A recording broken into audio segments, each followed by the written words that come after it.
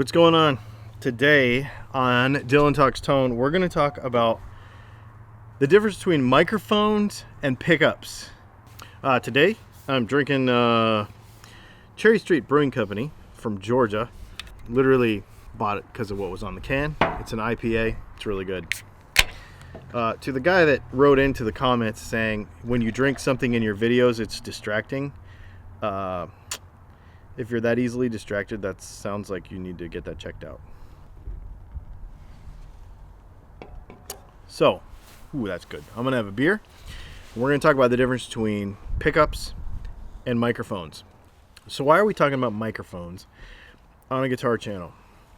Because we need to understand the difference between the two, because we're talking about the energy, we're talking about energy transfer.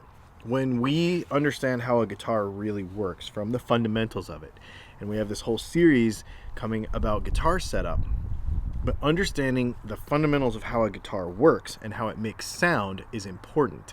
And there's a lot of misconceptions about pickups versus microphones, and the differences between the two are very, very important, because if you have a misconception about that, you'll probably have a misconception about how your guitar makes sound. Acoustic guitars, you take the vibration of the string, you transfer it to the soundboard of the guitar. The soundboard transfers it to the air inside the guitar and the other sides of the guitar, and they basically move more air, and it moves tons of air, and then that air moves and it hits your ear, and your ear does ear stuff and you hear it. Same thing with a piano. When you strike the string on a piano with the hammer, it's anchored on a soundboard. That soundboard vibrates over a huge area, moving a lot of air. A lot of that air gets to your ear does ear stuff, and you hear. Electric guitars don't make sound the same way. They do not move air. The vibration of the string happens in a magnetic field. That magnetic field produces a voltage, and then that voltage is amplified by the amplifier. And then the amplifier is actually what creates the motion of air that you hear. So it's a completely different transfer of energy. A microphone is really interesting because it looks kind of like a guitar pickup. It has a lot of the same parts as a guitar pickup, but it serves a completely different function. Okay? When we speak into a microphone, I've got one right here. We're going to talk about this particular type in a minute. When we speak into a microphone, we are moving air with our voice. That air has to hit the microphone and then be converted to electricity. That is very different from when we play an electric guitar. We pluck a string, the string vibrates in the magnetic field, and then immediately converts to electricity. We don't have to convert air to electricity with an electric guitar. So that's a function that does not exist.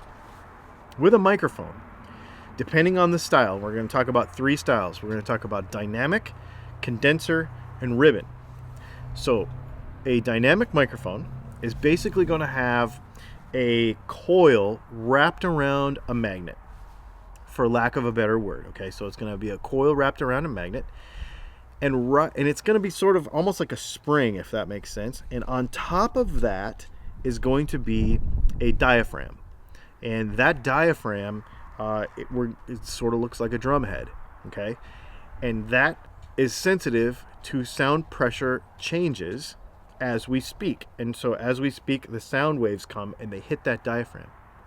That diaphragm then moves up and down, and when it moves up and down, it moves the coil around the magnet, and the magnet and the coil together produce a voltage that is correspondent to the vibration of the diaphragm. That is how a dynamic mic works. A ribbon mic is a little bit different. So a ribbon mic is going to have, let's call it a north and a south polarity magnet, and in the middle there's going to be a ribbon of metal with wires coming out of each side. And as the difference is the accuracy of it. So it's going to move back and forth as the air hits it, and then as it moves back and forth between those two magnets, then that creates a voltage, and then it a lot of times with those, it'll have a step-up transformer to make that voltage higher, so that it could, it's more easily managed by the audio processing after that. But the bottom line is you're moving air. That air is vibrating something, turning it into electricity. A condenser microphone could more accurately be called, especially in the old days, a capacitor microphone. This is a really interesting one. Now it has a power supply, right? So you have, like this microphone, for instance, has 48 volt phantom power that comes from the mixing board. When you plug it in, it's actually powered. There's a transformer in here that does transformer things to give us the right voltages. And then up here is a big flat plate of a capacitor. And then there's another one on the back. And there's a space in the middle, and it's being fed a voltage. When I speak into that microphone, the air hits it.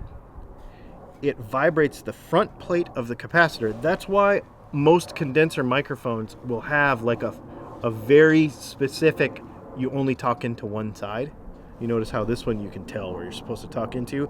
I've actually had some condenser microphones that actually said like front, like it was supposed to face a certain way, because the diaphragm is one side of a capacitor. That back plate is the other side of the capacitor, and as the distance between those plates changes as you speak, because the sound is hitting it, it varies the voltage that it's being fed, correspondent to that vibration, and boom, that signal goes off and does signally stuff and turns into sound. Of course, that's a whole nother subject. We're just talking about the transfer of types of energy. Microphones are air motion turning into electrical pulse. A guitar pickup is the vibration of the string in that magnetic field turning into an electrical pulse. There's no motion of air involved. We don't need to move air with a guitar string to make it work. It's purely the function of the inductance of the pickup with the metal within the magnetic field. It's very important to understand that, because I think a lot of people, in fact, in some languages, pickup is translated mic or microphone, and it is an incorrect use of that term, and it kind of confuses how it works. The reason it's important to think about when we're talking about guitar setup and stuff is because people are so honed in on how things vibrate, on how things resonate. I hate that term in electric guitar speak, because resonating has very little to do with how the guitar sounds. The motion of the body, it can be said, would actually interfere with the motion of the string. Fight about it in the comments if you want. We could do a whole nother video about it. I have another video about it. But the bottom line is this. We want the intended motion that we impart to the string with the pick or our fingers to be as accurate as possible. When we lose energy through fret buzzes, nut buzzes, dirty strings, bad intonation when frequencies are fighting against each other and harmonics are fighting against each other, all those things are bad. But nowhere in this conversation are we talking about, especially on an electric guitar, the movement of air. I just wanted to make this video because it comes up in the comments quite a bit, actually, and it comes up in I get emails about it, and talking about how a microphone works.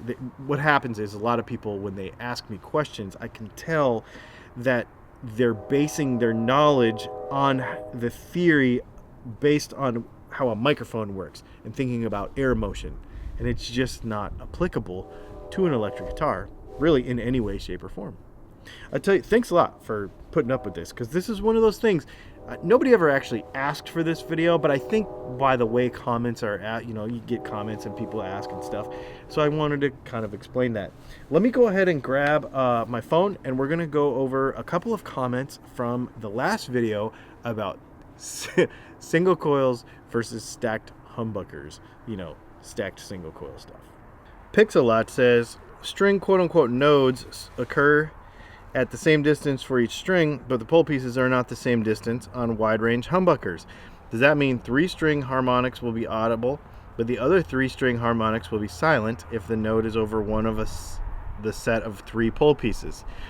Okay, so this is kind of just based on a wrong assumption. So what he's asking is the pickup going to sound funny because there's only 3 and 3 offset in a wide-range humbucker? I actually got kicked out of a Facebook group for trying to explain this correctly. There's 6 poles on a wide-range humbucker. You can't see 3 of them on each side because 3 of them are hidden. But there are 6 poles, just like every other humbucker that you can think of. It's just the way the cover looks. It's normal. David Logman says, have you peeked under the hood of a Kinman pickup? His design is supposed to be unique. So after these last few videos about pickup comparisons, I've gotten a lot of questions about specific brands of pickups. Chances are, unless the brand actually wants to work with me, I will not probably, like if Kinman was like, hey, I'll send you one and we'll do a collaboration together and we'll chat about it, I'm probably not going to get into every brand of every pickup. The bottom line is most of the stuff has been repeated. Yeah, Kinman has a little bit different thing.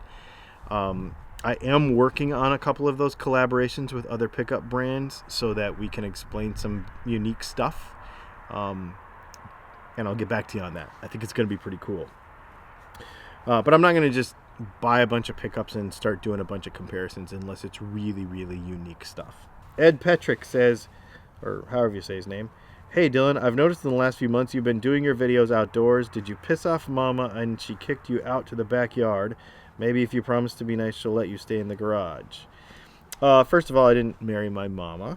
I do not say old lady. I do not say any of those disrespectful things because my wife is amazing and I love her and she's awesome. We've never gotten in a fight. We just had our 7th wedding anniversary last weekend and we've actually never had a fight. I shoot outside because I like being outside. That's all there is to it. And you're going to see more of it over the next few months. I like being outside. And it's fun. So there you go. Ed Bender. He says this whole long thing about basically he likes my channel, but he disagrees because he doesn't like humming single coils. And he basically got on me for having an opinion in my last video. So this is interesting. For 550 videos or however many we have on the internet, I think we have over 600 between this channel and my other one. It's very, very rare that you'll see me say I do not like a certain thing or have an opinion. But that's a very boring way to live. So when we do these videos, from now on, what I'm going to do is I'm going to show you the technical of it. And then if I have an opinion, at the end of the video, I will share that opinion. I like things and don't like things just as much as you do. I base what I do and don't like many times on the technical aspects and construction of stuff. Sometimes I just like it because I like it. Like this here beer. But most of the time, it's an engineering decision. If I do not like it, that doesn't mean it's bad for you. It doesn't mean that you shouldn't try it. And most of the time in these videos, I will give you an objective, even with an opinion. The reason I don't like it is this. However, it's still good in this, and this situations, but that doesn't really apply to me, so I don't care about it. I'll probably try to give you something like that. But to say that I'm not allowed to have an opinion is stupid. I'm just going to tell you that. And that is my opinion. Well, I guess that's it. Thanks for hanging out. We're working on the entire series of videos all about guitar setup. We're working on the neck relief video right now. I'm just trying to add some details into it, and we're actually side by side with that putting together a Skillshare course for it so that it will be super detailed and it will make it to where you can really, really do what you need to do. I think you're going to dig it. So that's coming. If you want to help us out with anything, I mean, if you do have a video, we get a lot of questions, for instance, about lace sensors. If you have one of those laying in a box that you don't want, hit me up, and I would love to have it so that we can talk about it in a video. I mean, I'd send it back to you when I was done with it if I didn't cut it up, because we might actually cut it up. But, you know, and if you want to help us out in any other way, you can go to patreon.com/DylanTalksTone, and you can really help us out by liking this video, subscribing, and sharing it with your friends. Thanks a lot, and we'll see you soon.